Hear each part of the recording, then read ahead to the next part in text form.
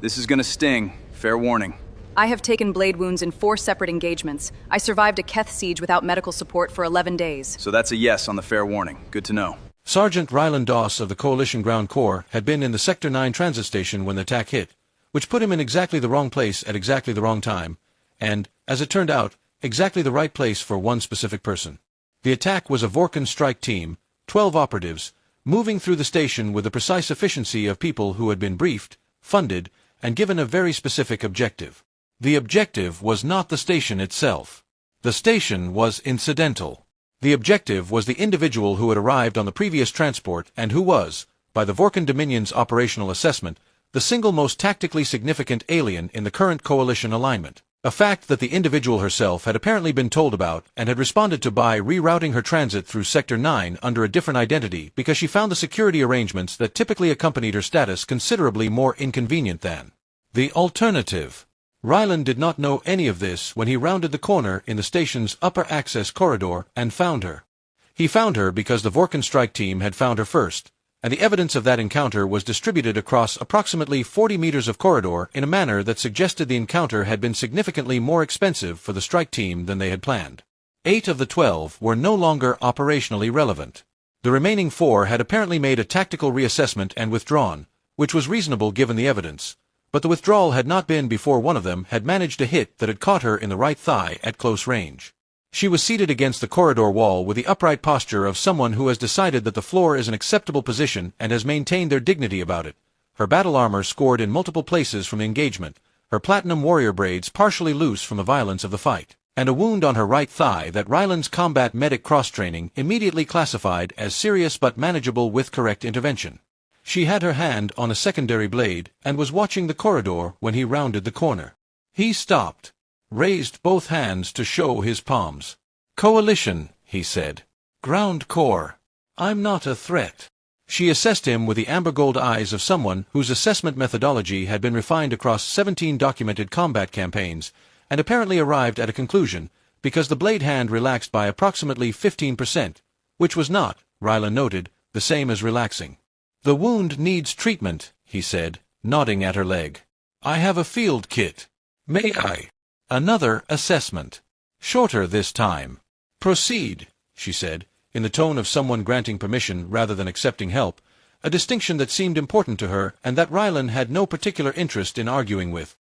He crouched beside her and opened his field kit with the focused efficiency of someone who has done combat medicine in worse conditions than a clean corridor floor. The wound was a plasma burn with secondary laceration, painful, blood loss significant but controlled, the kind of injury that became a serious problem if left unaddressed and became manageable with the right treatment applied correctly. He applied the medical compound, warned her about the sting, received what he mentally filed as the most dignified possible description of the concept of stinging being irrelevant, and continued working. Her name, she told him while he worked, not because he asked, but apparently because she had decided to, was Vrath Solen, champion commander of the Ardeshi Warrior Collective, holder of the collective's highest active combat distinction, and current number 1 item on the Vorkan Dominion's operational priority list. Ryland applied the secondary bandaging with the same focused calm he had maintained since rounding the corner. "How many campaigns?" he asked, because he was genuinely curious and because keeping a patient talking was good field medicine practice. 17 documented, she said. 3 undocumented, for reasons of political sensitivity. "Any losses?" A pause that carried considerable weight. "Not of personnel under my command," she said. "Not once."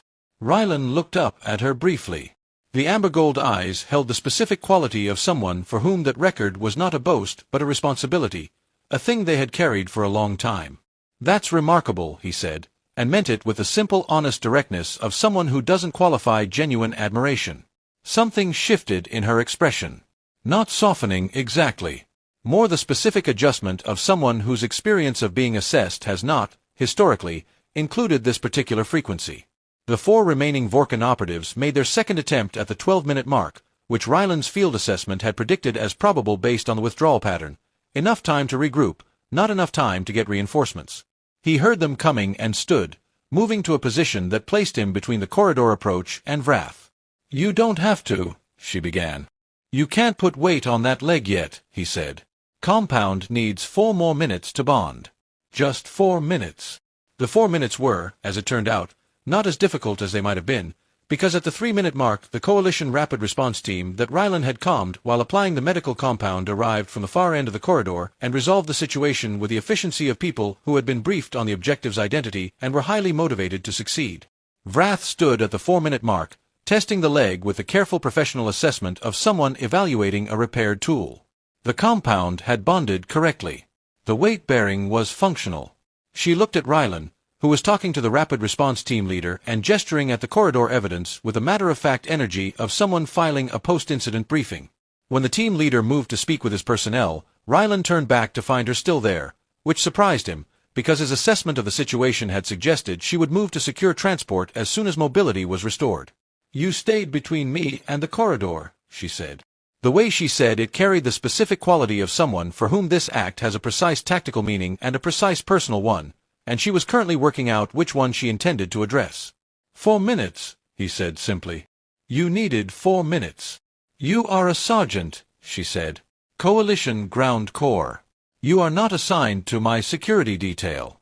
You had no operational obligation to. You were injured and the threat was still active," Rylan said, with the calm of someone for whom this is also a complete explanation. "That's the whole thing."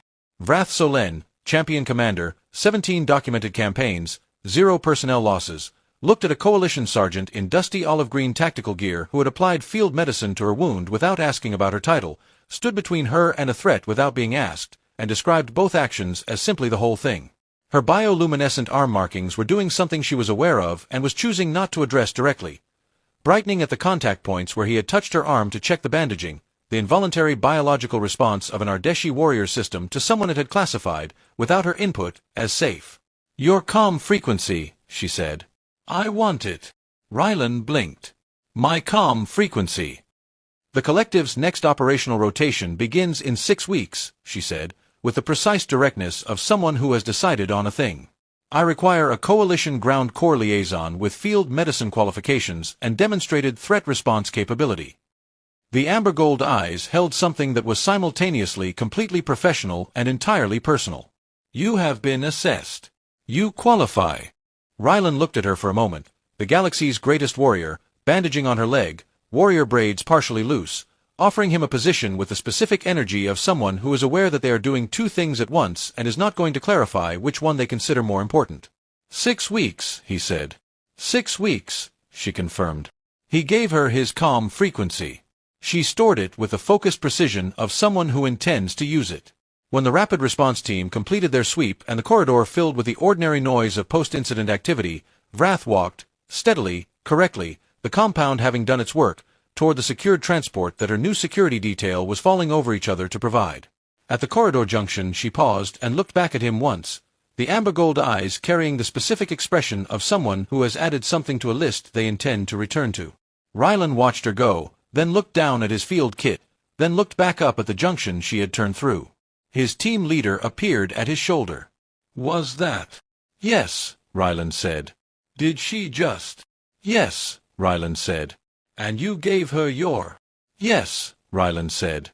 His team leader looked at the junction. Looked at Rylan. Looked at the junction again. 6 weeks is not very long, his team leader said finally.